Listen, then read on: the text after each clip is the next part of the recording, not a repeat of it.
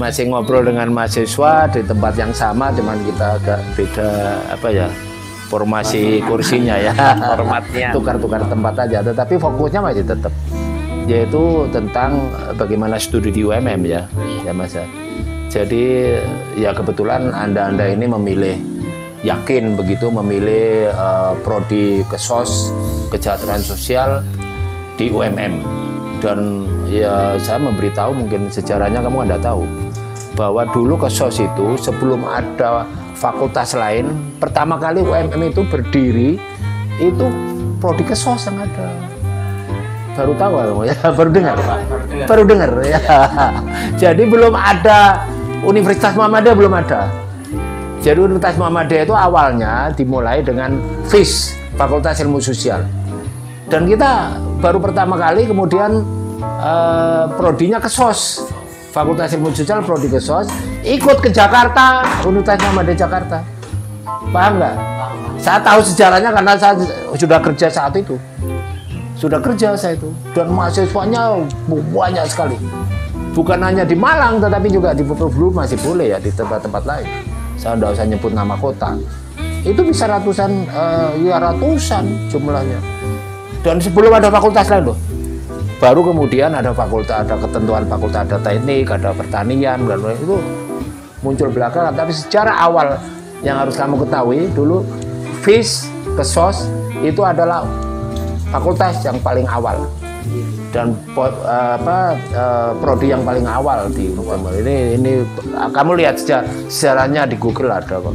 Saya ini bukan lebay gitu nyebut membanggakan kamu di Kesos ya. Tetapi menurut saya maaf ya, saya ini kan berkali-kali saya omong, saya ini dari prodi fakultas pendidikan agama Islam, fakultas Tarbiyah. Jadi sekarang kan udah beda UIN. Kalau saya dulu kan IAIN gitu loh. Jadi fakultas Tarbiyah di situ ada fokus. Saya kebetulan fokus ambil di bahasa Inggris dulu. Walaupun fakultas Tarbiyah, tapi disiapkan untuk menjadi guru agama. Tapi perjalanan saya kan udah lurus seperti teman-teman yang lain. Banyak jadi kiai. Alumni kami itu satu angkatan banyak jadi kiai loh. Gitu. Tapi bukan alhamdulillah, saya tidak dijadikan kiai oleh Gusti Allah gitu loh. Jadi ya begini ini. Lebih kalau jadi kiai enggak ketemu kamu lah. Jadi oke Mas Yuda, saya kembali kepada Mas Yuda ini. Itu bagaimana sampean merencanakan? Kenapa ambil Kesos dan apa masa depan Anda? Oke, kalau saya itu kenapa ambil Kesos Pak ya? Karena alasan yang pertama itu karena di SMK dulu. Dan di SMK. SMK-nya Kesos. SMK-nya Kesos. Oke, ya. SMK Negeri 2. Di situ saya melihat ada hal yang masuk dalam diri saya, itu di pelayanan sosial. Oke. Nah, saya itu lebih prefer dan juga lebih handal itu di lansianya, Pak. Oh iya. Oh jadi kamu maunya fokus kepada lansia ya? Di lansianya. Itu sekali mulia sekali kamu. Ya, karena sangat mulia. Di beberapa hal itu yang kita ada hikmahnya lah nantinya seperti apa. Iyalah. Dan juga pasti. saya ambil Kesos di sini untuk memantapkan bagaimana yang sudah saya ambil di SMK ini, saya naik tingkatan di universitas, itu apa yang harus bisa saya lakukan. Nah contohnya kalau saya dulu itu pernah di Bogor selama 6 bulan di sana, itu melihat dan juga merawat lansia mulai dari tidur, memandikan, makan dan mengisi waktunya, dan itu ada hal yang diambil lah di situ untuk kita kembangkan di Malang. Dan nantinya setelah saya lulus dari universitas ini, itu ingin membuat satu hunian dan juga atau home care lah, bisa di kecil-kecilan dulu untuk home care, kita main ke rumah, ke lansia. Yang nantinya itu akan menjadi suatu pergerakan lah dari anak muda yang kita harus mematikan. Jadi itu semacam rumah singgah? Ya, bisa rumah singgah. Bukan rumah dalam arti perawatan. Kan yang sekarang ini ada kan perawatan. Iya. Kebanyakan. Iya. Rumah singgah ada, mungkin saya tidak tahu. Tapi kalau ketika saya di Bangkok itu lebih banyak rumah singgah daripada yang home care dalam arti perawatan ya. Jadi enggak, ini beda ya, agak beda. Kalau kamu konsepnya home care itu kan seakan-akan itu untuk merawat lansia yang maaf tanda petik tidak mampu. Ya, itu penting ya bagi orang yang tidak mau. Tapi kalau di Bangkok yang saya lihat di tempat lain, juga di beberapa negara maju, itu bukan rumah perawatan, tapi lebih banyak rumah singgah. Jadi singgah itu bukan berarti 1-2 jam, bisa saja dia 1-2 minggu di situ. Penitipan gitu. Iya, jadi penitipan tanda petik ya. Itu ternyata di negara maju itu banyak ya yang dibutuhkan seperti itu. Dan yang menitipkan bukan maaf ya orang miskin, tapi keluarga kaya. Karena masalah sekarang ini kan keluarga kaya belum tentu bisa merawat orang tuanya di rumah. Tapi kalau ditaruh di home care kadang-kadang kasihan gitu loh. Itu kan begitu. Jadi ada oleh karena itu ada social service yang namanya itu rumah singgah itu tadi tanda petik ya rumah singgah. Oke, Mas Yuda, kalau kamu gimana rencanamu? Kalau rencana aku pertama kali ngambil kasus pastinya karena emang udah sadar pilih sendiri. Iya. Jadi sama emang pengalaman aku waktu SMA aku juga pernah ikut pengabdian masyarakat. Oh ya. Jaraknya sebenarnya sebulan, tapi kita nginep di sana cuma seminggu. Jadi selama sebulan itu kita biasanya bolak-balik. Rencananya fokusnya kemana? Rencana fokusnya aku mau ke anak-anak. Oh, jadi ngurus anak-anak. Iya, Anak-anak yang banyak masalah ya sekarang. Karena banyak banget kasus-kasus anak-anak yang kayak mungkin kan udah era digital kan apa ya? Jadi kayak udah biar gak rebel kasih handphone mobile. Dan itu fatal loh. Iya. Fatal loh. Sekarang ini ada banyak gejala yang kriminalitas itu oleh anak-anak. Iya betul. Dan Ada dengar nggak kamu ada adik kelasnya yang ditusuk dengan sundukan sunduk cilok, mengerikan itu sundukan cilok. Ya, ada banyak anak-anak yang juga apa ya berantem, membuli ya, sampai meninggal bahkan. Iya. Mengerikan itu. Jadi kamu fokus ke sana. Iya, karena kan Mulia sekali kamu. orang tua tuh kayak menurut aku pendidikan digital kayak handphone segala macam. Kalau di keluarga aku pribadi kita tetap diajarin Pak, cuman dia kasih handphone tuh emang pas masuk SMP gitu. Jadi aku pengen kayak nanti kira-kira apa yang kamu maaf tanda petik hubungannya dengan bukan bisnis yang berhubungan social business atau social apa namanya bukan social business ya ada hubungannya dengan itu sehingga bukan hanya sekedar membuat untuk anak-anak tetapi itu bisa juga menjadi usaha tanda petik ya yang komersial yang bisa ngurus anak-anak itu gimana menurut kamu? Ada rencana belum? Ada kira-kira apa? Sebenarnya aku tuh punya cita-cita pengen bangun sekolah, tapi sekolah yang emang bener-bener kurikulum aku bikin sendiri. Wow. Makanya aku ambis pengen antara ke Amerika sama ke Finlandia karena kan mau kuliah di sana. Kalau dikasih rezeki apa? Enggak, rezeki itu bisa dicari lah, insya Allah. Ya dengan doa. Pengalaman saya ini dulu maaf ya tidak begitu mampu dalam bahasa Inggris, tapi alhamdulillah ya akhirnya karena semangat, akhirnya belajar. Ya siapa tahu nasib baik ya. Saya udah melamar ke beberapa perguruan tinggi luar negeri itu nggak diterima ya tahu-tahu beletek ya tanda petik apa itu tiba-tiba ujuk-ujuk. Saya kok diterima di Amerika yang beasiswanya itu sangat fantastik. Banyak orang yang mau minta itu karena bagus. Yang beasiswanya dari Amerika, Yayasan Amerika yang terkenal sekali. Ya itu akhirnya alhamdulillah saya diterima. Gitu. Jadi itu melalui tes dari sekian banyak ratus orang yang ini. Jadi jangan kecil hati ya. Tapi persiapan kan sudah ada belajar bahasa Inggris. Alhamdulillah aku udah belajar bahasa Inggris dari kecil udah ada. Iya. Jadi saya jelaskan lagi namanya Yayasan Fulbright itu dari Amerika itu Fulbright itu nama senator yang mendirikan yayasan itu sekarang gede banget. Itu hanya orang-orang yang brilian yang diterima di situ dan biasanya diterima di fakultas-fakultas atau kampus-kampus yang bagus juga. Saya dulu milih 5 diterima semua, bayangkan. Jadi saya nggak tahu kenapa itu termasuk kampusnya Cinta Laura itu saya nyebut nama itu diterima juga gitu. Jadi oke lah. Mas ini, Mas apa? Saya sudah lupa. Nara, Pak. Nara. Nara. Kamu rencananya apa? Kalau saya apa ya, faktor utama yang memotivasi saya buat masuk Kesos tuh, yang pertama saya terinspirasi sama salah satu alumni alma mater saya. Oh ya. Kebetulan saya lulusan pondok pesantren dan dia juga salah satu orang yang mengubah pandangan bahwa anak pondok pesantren tuh lulus harus jadi ustadz, harus jadi kiai. Dia belum jadi apa, maaf? Alumni. Sekarang dia di dinas sosial. Oh, dari di Kesos dulu. Iya, Kesos juga. Nah, terus harapan saya ketika saya lulus dari Kesos, yang pertama kan 1 tahun terakhir ini, kebetulan saya itu cukup aktif juga, ataupun sering bantu-bantu juga di awalnya ini bentuknya itu komunitas. Tapi lama-kelamaan saya bisa bilang ini LSM karena fokus pergerakannya itu tentang kemanusiaan, alam, lalu nggak bisa sebut kok, berbagi. itu nggak apa-apa. Kamu Itu tim sebut respect. apa? Tim respect. Oh, itu di mana? Itu home base-nya di Ponyokusumo.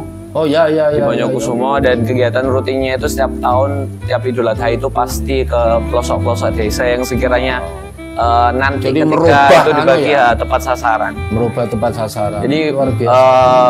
Idul Adha tahun lalu itu jadi bawa 2 sapi, Pak. 2 sapi itu jadi dipotong di sana, disembelih di sana. Di desa itu. Dan juga yang alokasikan tuh semuanya warganya. Jadi insya Allah pasti tepat sasaran. Ya, terus waktu kemarin juga. Jadi ada erupsi perubahan Semeru. konsep tentang Idul Adha. Korban biasanya itu ditaruh di perkotaan ya. Oke, itu menarik ya. Jadi motivasimu itu. Kalau Mas ini? Kalau saya sendiri kan basic keluarga dari akademisi. Nah, dan ibu S2 di kampung sebelah. Gimana ibumu? S2 di mana? Saya S2 di kampus sebelah, ambil prodi PLS, pendidikan luar sekolah. Wow. Nah, dulu itu orang tua sering bilang ke saya, kan, kok ibu ingin sih punya sekolah alam. Wow. Ibu kok ingin sih punya sekolah konsep sekolah alam. Iya, saya punya teman kalau mau belajar di Banyuwangi sekolah alam. Nah, dan kebetulan juga kan orang tua punya outbound, nama outboundnya Beci Outbound. Nah, apa itu terus saran dari orang tua, Kak coba sih cari jurusan yang satu linear sama yang ibu pengen. Terus saya coba tanya-tanya, ini apa Bu yang satu linear, ilmu komunikasi kah, HI kah atau yang lain? Terus ibu bilang gini, kalau semisal kamu ke psikologi gimana Kak? Terus saya jawab, aduh nggak bisa Bu, kalau saya nggak suka aja ya, bukan berarti anu ya. Kurang tertarik. Terus ibu punya teman, salah satunya namanya Mas Zainul, teman di Oh ya tahu saya tuh. Ya Mas Zainul. Nah Mas Zainul bilang ke orang tua, coba anak putranya diarahin ke Kesos aja Bu, karena Kesos itu luas. Iya. Bisa jadi apa aja ya, jadi general.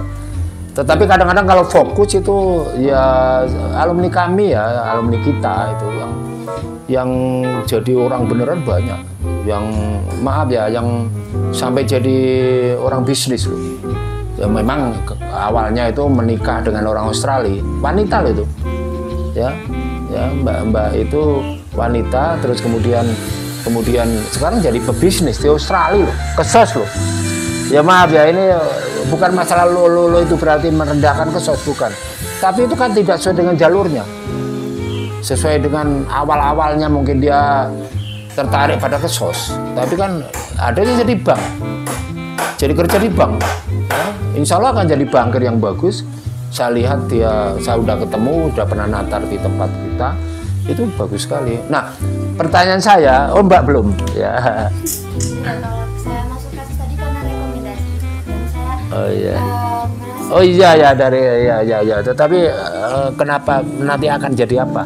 kalau saya pengennya di bagian disabilitas itu, disabilitas tunanetra, bikin inovasi bahwa kita sama orang disabilitas itu setara, nggak ada. Dan ada bukti ya. Siapa buktinya? Putri Aryani. Putri Aryani ternyata dengan keterbatasan dia itu bisa go internasional, melebihi artis-artis yang tidak disabel. Luar biasa kan itu. Dan awalnya kan dicibir lah dalam tanda petik ya, sejak kecil itu mau jadi apa kamu. Ternyata kan disabel itu bukan hambatan. Dan kamu ingin fokus itu. Itu bagus sekali ya. Oke, pertanyaan saya semuanya ya, siapa yang menjawab terserah Anda. Itu selama 1 bulan ini kira-kira prodi kosa sudah menjembatani itu enggak? Walaupun 1 bulan tidak cukup, saya yakin 1 bulan tidak cukup, tapi kira-kira sudah mulai apa begitu, mulai kelihatan nggak gejala-gejalanya? Saya insya Allah 4 tahun lagi nanti akan hebat diri kamu, termasuk mungkin dosennya atau prodinya atau apalah. Siapa yang bisa menjelaskan itu? Oke. Oh, ya. Selama 1 bulan ini mungkin sudah banyak lah yang sudah saya ambil. Padahal baru 1 bulan. Baru 1 bulan. Iya. Beberapa ada sosialisasi, kemarin Iya. ada kuliah praktikum juga. Iya, iya. Dan juga beberapa yang disosialisasikan terhadap kami di masa baru itu sudah ada yang kita kita dapatkan namanya. Contoh, Jadi itu ada apa ya?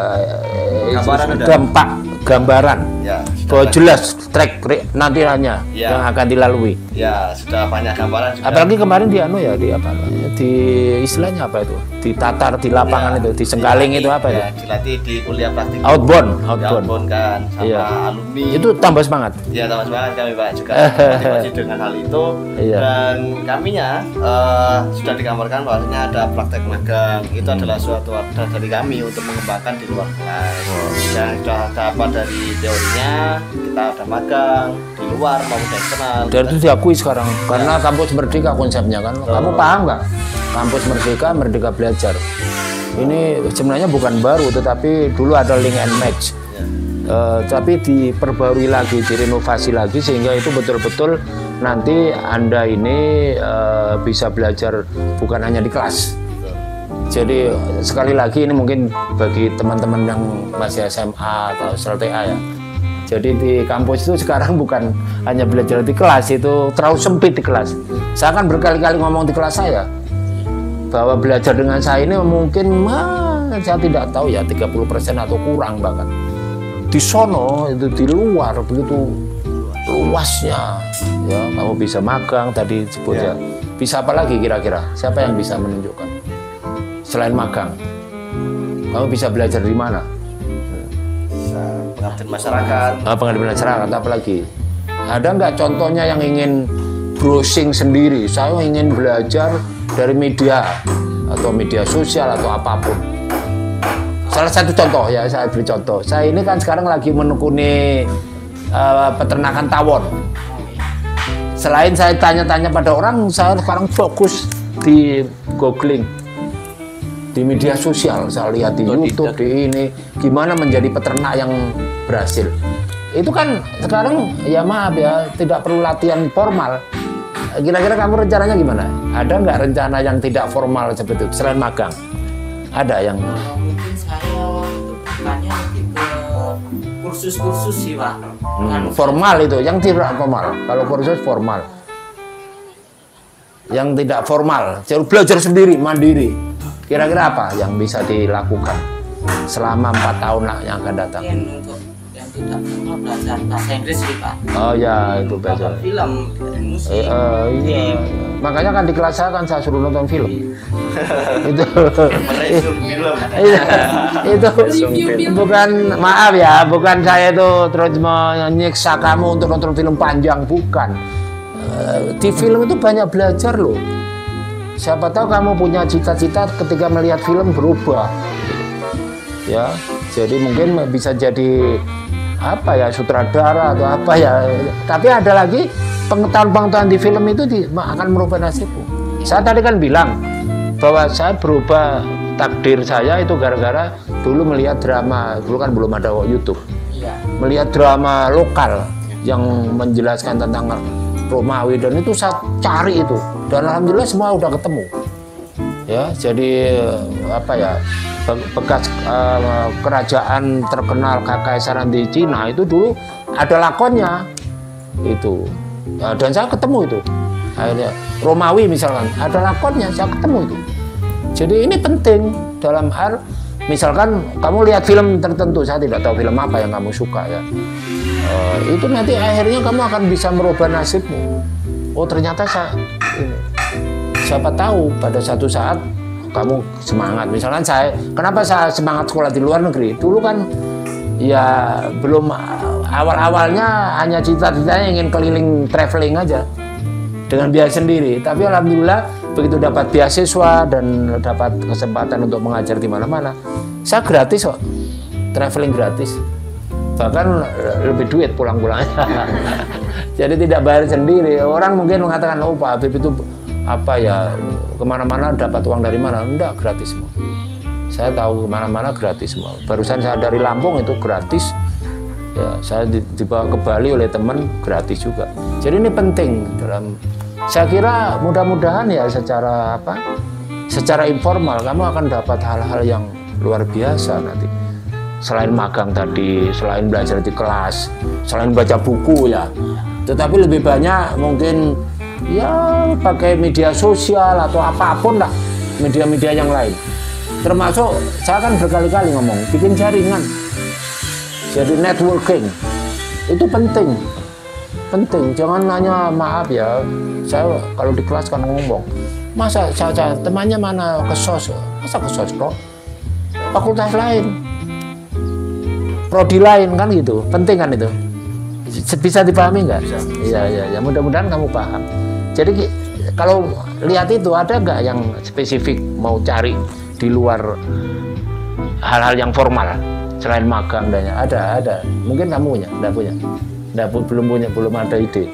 Kalau saya tuh mau apa kamu bikin usaha cuci sepatu, Pak. Apa? Bikin usaha cuci sepatu. Oh ya, itu belajar berbisnis penting itu. Ya, penting. Mulai dari awal-awal SMA itu udah punya apa ya, rencana untuk itu lah ya, rencana. Dan saya udah mulai banyak belajar tentang cara cuci sepatu, terus gimana bikin bisnisnya mulai dari nol. Udah mulai ya saya enggak apa-apa. Jadi enggak apa-apa loh, kuliah itu kan tidak tiap hari dan tidak seperti di SLTA kan, masuk jam 7 pulang jam 3 kan, tidak begitu. Di sela-sela masih ada joinan misalkan sama teman, tidak harus sendirian ya. Saya dulu ya karena belum ada usaha-usaha yang formal seperti sekarang, usaha saya macam-macam itu, sampai jual buku bareng, ngelesin anak-anak bahasa Inggris atau ngaji. Saya ngelesin anak-anak dulu, ya lumayan dapat duit. Selain pengalaman, yang penting pengalamannya tuh, duitnya ya tidak seberapa. Tapi pengalaman berbisnis, pengalaman selama di mahasiswa, asal sekali lagi jangan sampai kamu nanti apa ya lupa tugas fokusnya itu ya menyelesaikan sekolah, kuliah sampai selesai S1. Lain-lain itu ya sambilan, tetapi bisa saja jadi pengalaman yang luar biasa. Nah, kesempatan yang lain itu adalah bagaimana belajar dari media. Itu saya berkali-kali. Saya punya cucu ya, bisa bahasa Inggris, sekarang bahasa Inggrisnya itu kalah dengan saya. Maaf, bukan kalah dengan saya yang kalah dengan dia. Jadi saya itu seringkali dikritik oleh dia, masih kelas 3 SD. Katanya panggil saya Granddad katanya pernah kuliah di Amerika, tapi bahasa Inggrisnya kok begitu, keliru gitu loh. Ya udahlah, saya akui saya memang keliru karena lupa. Jadi misalkan tentang satu kata itu saya tanya dia tahu, saya nggak tahu, lupa, bukan nggak tahu, lupa. Nah itu penting, padahal dia tidak pernah kursus. Jadi bahasa Inggris nggak pernah kursus, nggak perlu kursus. Bahasa Inggris itu nggak perlu kursus, bahasa asing apapun. Sekarang banyak media yang kamu bisa lakukan itu bisa paham saya kira ya. Nah ini ya sambil kuliah informal lah. Jadi ini kita bikin konten tetapi ngobrol-ngobrol tentang cita-citamu. Tapi saya juga berhak kan memberi arahan, bukan arahan ya. Saya tidak perlu mengarahkan kamu udah pinter-pinter. Memberi wawasan atau tambahan pandangan. Ya, bahwa kamu diuntungkan sekarang oleh IT. Ya ada banyak media sosial yang kamu bisa ini. Semuanya kan sudah punya media sosial. Ada yang belum punya? Ada sih, Pak. Tapi kalau zaman sekarang belum ada. Minimal Facebook ya. Iya. Syukur-syukur kalau punya TikTok. Saya itu punya semua loh. Facebook punya, TikTok punya, Instagram punya, channel YouTube punya. Keren kan? Keren. Umur saya udah 76 loh. Hampir 77. Desember bisa 7 tuh. Keren kan? Iya. Ya banyak orang mengkritik juga, Pak Habib wis tua lah apa mikir. Enggak, bukan masalah tua dan tidak tua, tetapi masalah semangat hidup. Itu penting ya. Ini untuk memperpanjang umur saya itu. Jadi itu barangkali orang kadang-kadang nggak paham tentang Namanya belajar gak ada batas usia. Kenapa? Namanya belajar gak ada batas usia. Iya, bener. Itu apa yang disebut long life education, pendidikan sepanjang masa sampai meninggal. Itu kan ada hadis kan, tuntutan ilmu sampai di ruang tuntutlah ilmu dari buayan sampai liang lahat. Sampai liang lahat. Liang lahat itu ketika Kabir meninggal baru selesai. Jadi sebelum meninggal ya terus saja lah cari pengetahuan. Saya ini kan mengapa melakukan ini? Karena saya ingin pengetahuan. Dengan jadi YouTuber, saya banyak belajar dari orang lain, dari pengalaman, dari ini. Ya mungkin orang mengatakan, oh gampang jadi YouTuber. Pokoknya dengan modal kamera. Belum tentu konsepnya apa dulu. Saya yang susah di situ. Kalau kamera murah lah, ya murah itu bisa dibeli lah untuk pensiunan seperti saya. Tapi bukan macam konsepnya apa. Dan cita-cita jadi influencer enggak. Kan saya maunya jadi influencer, ada banyak followers yang alhamdulillah YouTube saya yang pertama udah 1000-an udah. Jadi yang kedua ini baru 400. Oh bahkan 3000 yang pertama. Itu 3000-an. Jadi lumayan. Suatu prestasi yang mungkin orang menganggap enteng, tetapi bagi saya itu berat. Ya, saya kira itu mudah-mudahan ini kuliah informal di luar kelas yang barangkali berguna untuk Anda ya. Jadi mudah-mudahan berguna. Kira-kira apa? Menurut Anda, menurut kamu Yuda, saya ngomong ini ada gunanya nggak? Berguna, Pak. Berguna, ya. Berguna. Saya kadang bukan hanya di sini, di kelas juga kan. Iya, di kelas juga berguna ya pastilah. Kadang-kadang enggak, kadang-kadang saya itu terlalu lebay. Terlalu banyak selingannya daripada kuliah utama gue. Menurut kamu gimana? Ya teman-teman lebih condong seperti itu, Pak. Kalau saya Oh, ya? mungkin ngantuk. Dan kadang-kadang saya lebay juga, oh supaya enggak ngantuk saya cerita yang ketawa, bikin ketawa. Itu penting. Penting. Oh, Karena ternyata. teman-teman ngantuk, kayak Nanta ini suka tidur, Pak. Wah. Padahal saya kan sudah membebaskan kamu bawa kopi. Nah, Asal jangan merokok, Anda. Iya. Jangan merokok. Ya. Tapi kalau kopi boleh lah. Dan saya membebaskan Anda boleh berdiri, boleh supaya tidak ngantuk itu, supaya fokus pada kuliah saya. Tapi penting ya, itu. Menurut Anda penting? Oh iya, di kelas sambil apa ya, banyak selingan. Iya, karena kan kita nggak mungkin kayak misalnya 2 jam fokus belajar itu pasti Capek juga ya, fokus pada materi ya. Pasti akan ada saatnya kita ke distrik sebentar terus masuk lagi. Iya. Jadi kalau materi kan bisa dipelajari di rumah. Nah, Bisa benar diulang Pak. lagi. Menurut saya materi saya itu kan sudah cukup. PPT-nya udah gila-gilaan itu. Ya, baru kuliah 3 kali, PPT-nya 5 kali udah. Tapi tugasnya enggak berat. Enggak lah. Masih santai sekarang ini. Ya, nanti berat itu kalau udah semester setengah semester. Bukan berat tapi tambahan. Saya kira itu untuk sementara ya, mudah-mudahan ini bermanfaat dan mudah-mudahan didengar oleh penonton saya di sana. Banyak anak-anak SLTA yang nonton saya dan orang tua terutama. Orang tua jangan sampai mengarahkan harus jadi ini. Nah, Saya ini dulu oleh orang tua saya mau dijadikan ulama loh. sama Pak. Iya. Harapannya. Oh kamu juga? Harapannya anak pondok kebanyakan orang tua pasti ngarahnya ke sana. Saya kan dulu anak pondok dulu. Tapi ya takdir mengatakan lain. Bukan saya tidak mau. Bukan saya tidak mau. Ya anak saya misalkan itu kan oleh kakeknya disuruh mondok dulu, tapi tidak mau. Suruh minimal bisa ngimami, tapi tidak mau dia. Tapi alhamdulillah dua anak saya bisa ngimami. Nah, nggak harus. Walaupun tanpa di pondok gitu loh. Tapi itu kan. Oke, saya kira itu mudah-mudahan bermanfaat. Assalamualaikum warahmatullahi wabarakatuh.